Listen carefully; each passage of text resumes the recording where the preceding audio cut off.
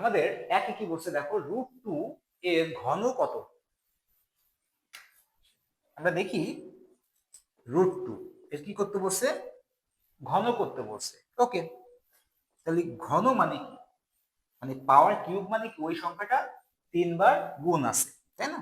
যেমন এ কিউব মানে কি, এ গুণ এ গুণ এ, 3 বার এ গুণ আছে। তাহলে √2 কিউব মানে কি, √2 3 বার গুণ আছে। তাহলে √2 গুণ √2 গুণ √2, তাই না? এখন দেখো এই রুটকে কাটতে গেলে কে পারে বলো তো, স্কোয়ার পারে। আর স্কোয়ার মানে কি, একই সংখ্যা 2 বার গুণ। তাহলে এই √2 আর √2 গুণ তো যদি আমরা করি, তাহলে কি হবে দেখো তো, √2 তার স্কোয়ার, এই দুইটা যদি আমরা গুণ করি, তাহলে দুইটা √2, তাহলে দুইটা √2, সেখান থেকে একটা √2 স্কোয়ার হবে।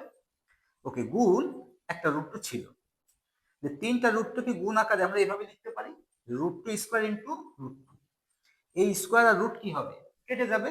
তাহলে এখানে কি থাকতেছে দেখো তো, 2 থাকতেছে আর এখানে থাকতেছে √2।